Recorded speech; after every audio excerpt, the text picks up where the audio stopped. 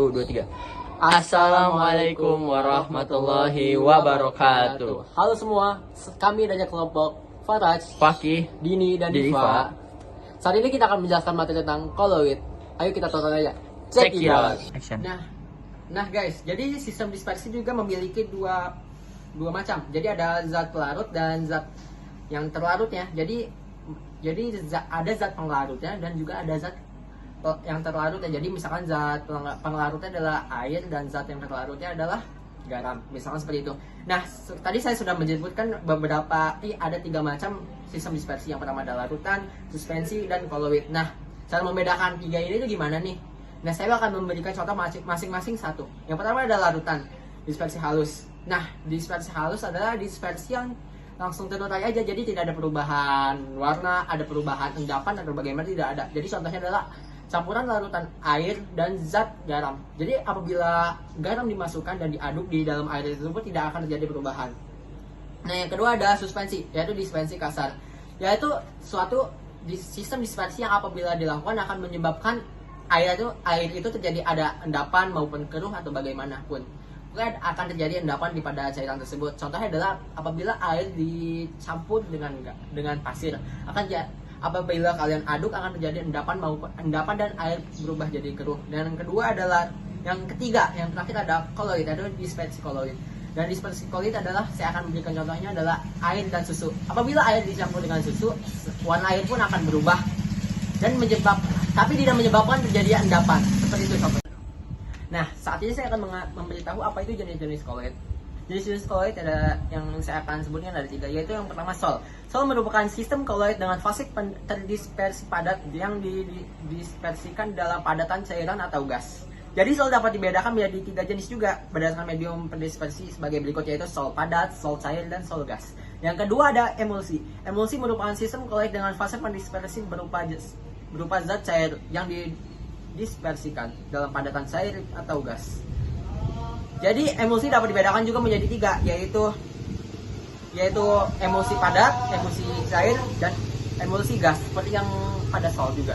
Dan yang terakhir ada busa atau buih. Busa merupakan sistem koloid dengan fase terdispersi berupa gas yang didispersikan dalam padatan atau cairan. Jadi busa dapat dibedakan menjadi 2 saja, yaitu ada busa padat adalah sistem koloid dengan fase terdispersi berupa gas. Yang kedua ada busa cair, adalah sistem koloid dengan fase terdispersi berupa gas. Oke, selanjutnya saya akan menjelaskan tentang sifat-sifat dari koloid. Yang pertama adalah efek Tyndall. Efek Tyndall merupakan penghamburan cahaya yang disebabkan oleh partikel-partikel koloid, sehingga tampak lintas berkas cahaya tersebut.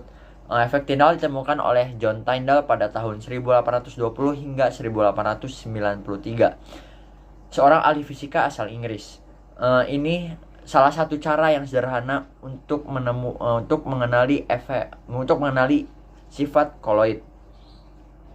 Dengan menjatuhkan seberkas cahaya kepada zat uji, larutan sejati akan meneruskan cahaya, tetapi koloid akan menghamburkan cahaya. Berikut ada beberapa efek Tyndall yang dapat kita temukan pada kehidupan sehari-hari. Yang pertama, langit tampak berwarna biru ketika pada siang hari, namun terlihat berwarna kemerahan ketika terbit dan tenggelam. Yang kedua itu, sorot lampu terlihat lebih jelas ketika jalanan berdebu atau berkabut. Yang ketiga itu, lampu sorot bioskop terlihat lebih jelas ketika bioskop itu berdebu atau berasap. Selanjutnya ada gerak Brown. Gerak Brown yaitu gerak acak dari partikel koloid dalam medium pendispersinya.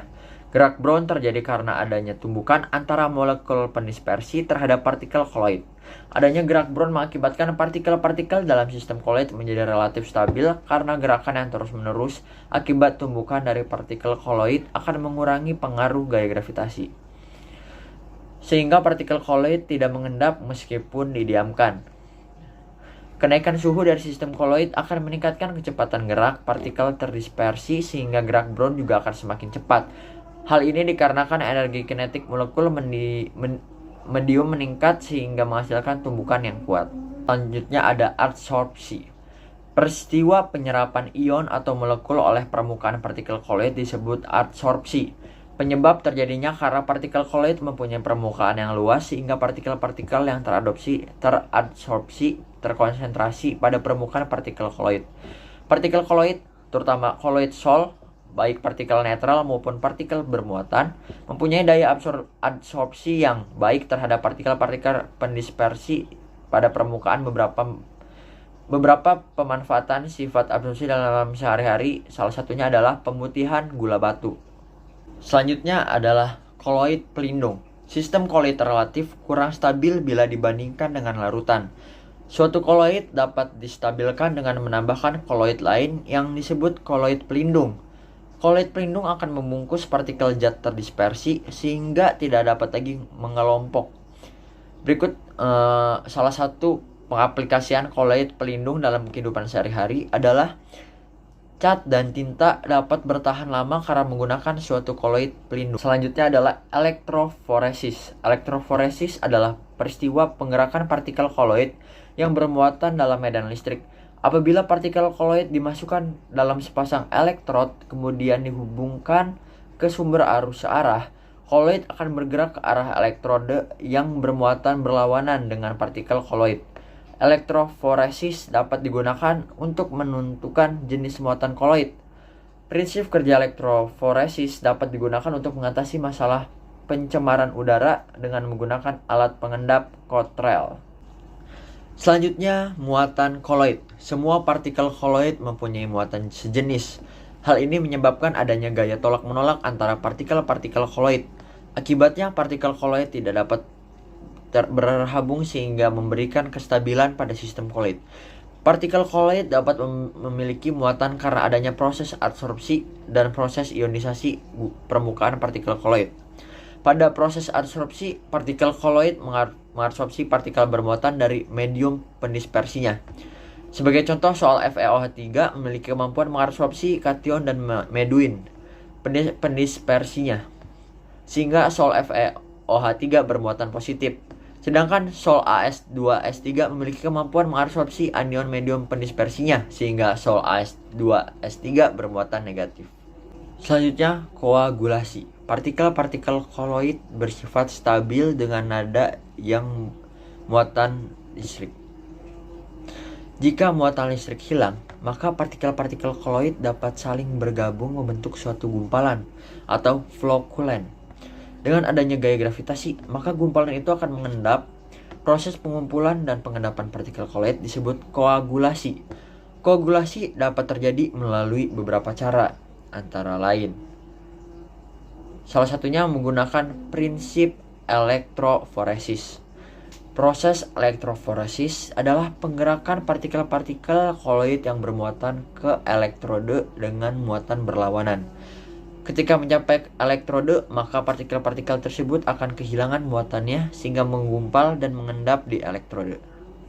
Nah, untuk kegunaan koloid itu apa sih dalam kehidupan sehari-hari? Nah, yang pertama ada satu proses penjerihan air. Yang kedua bisa juga digunakan untuk efek tidal pada perubahan warna langit. Yang ketiga ada pengambilan partikel koloid asap dari debu dari gas pembuangan pabrik.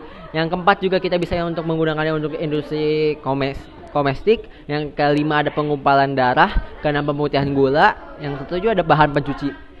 Dan yang ke-8 ada pembentukan delta pada muara sungai, seperti itu. Nah, untuk pembuatan koloid itu bagaimana sih caranya? Nah, sistem koloid dapat dibuat dengan dua metode cara, yaitu dengan metode pengelompokan, agregasi artikel larutan sejati, dan menghaluskan bahan kasar, kemudian mendispersikan ke dalam medium pendispersi. Metode pertama disebut kondensasi, dan yang kedua disebut dengan dispersi. Nah, untuk metode dispersi itu gimana sih?